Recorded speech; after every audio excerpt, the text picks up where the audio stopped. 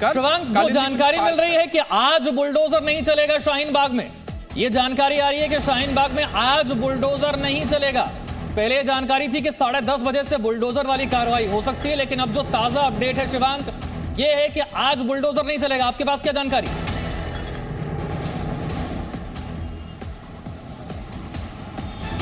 जी बिल्कुल विशाल, देखिए जिस तरह से एमसीडी के अधिकारियों से जब हम लोगों ने कल भी बात करी थी और आज सुबह भी बात करी, तो उनका कहना यह था कि देखिए बुलडोजर चलेगा तो उसके लिए हमें फोर्स चाहिए बुलडोजर चलाने के लिए।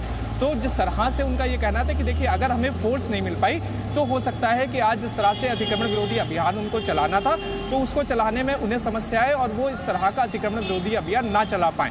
तो इसी लेकिन शिवांग, पुलिस का सहयोग या फिर फोर्स क्यों नहीं मिल पा रही है? क्योंकि एमसीडी तो बहुत पहले ही लिखकर दे चुकी है पुलिस को कि बिना पुलिस के सहयोग के हो नहीं पाएगा।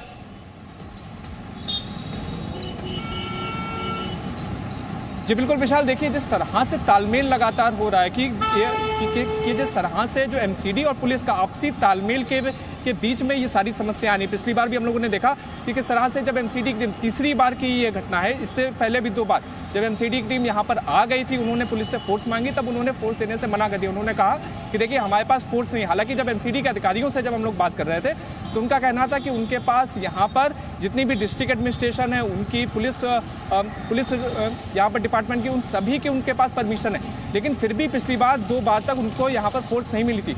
उसके बाद दिल्ली पुलिस की तरफ से शिवांग, क्या दिल्ली पुलिस की तरफ से लिखित में एमसीडी को कोई जवाब दिया गया है कि वो पुलिस क्यों नहीं दे सकते?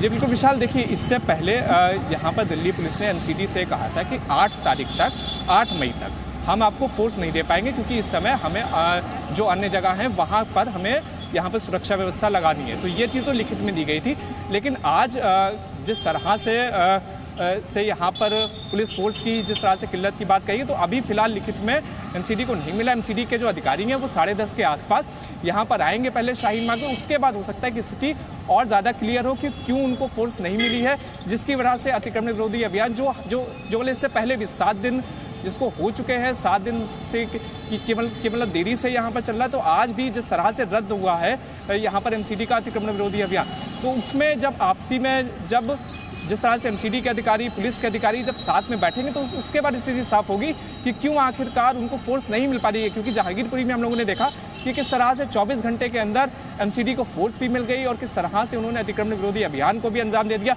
उससे पहले हम लोगों ने ये देखा कि किस तरह से उत्तम नगर में भी उनको 24 घंटे के अंदर उनको फोर्स मिल गए और उसके बाद उन्होंने अतिक्रमण विरोधी अभियान को अंजाम दिया। तो हो सकता है जिस तरह से शाहीन बाग जैसा सेंसिटिव इलाका है, कई बार हम लोग देख चुके हैं कि यहाँ पर जब भी कोई भी सरकारी यहाँ पर हंटर चलता है तो फिर जिस तरह से यहाँ पर सुरक्षा व्यवस्था पर जिस तरह से मतलब सवालिया निशान उठते, तो हो सकता है सुरक्षा कारणों की वजह से अभी उतनी संख्या में फोर्स ना हो, उतनी संख्या में फोर्स ना दे पाए, जिसकी वजह से ऐसा हुआ। जी विशाल, लेकिन इसी के साथ सवाल ये भी है कि जो ये पूरी तैयारी हो रही थी, बार बार इस तैयारी में एक तरह से ब्रेक लग जाता है। आप देखिए शाहीन बाग में आज जो अतिक्रमण हटाओ कार्रवाई होनी थी, अभी जानकारी ये आई है कि बुलडोजर नहीं चलेगा। एमसीडी को कोई भी पुलिस फोर्स नहीं मिल पाई है, किसी तरह की ऐसी कोई डिटेल नहीं मिली थी पहले से। फोर्स मिलने के बाद ही अतिक्रमण पर एक्शन हो पाएगा, क्योंकि ये इलाका बहुत सेंसिटिव कहा जाता है शाहीन बाग का।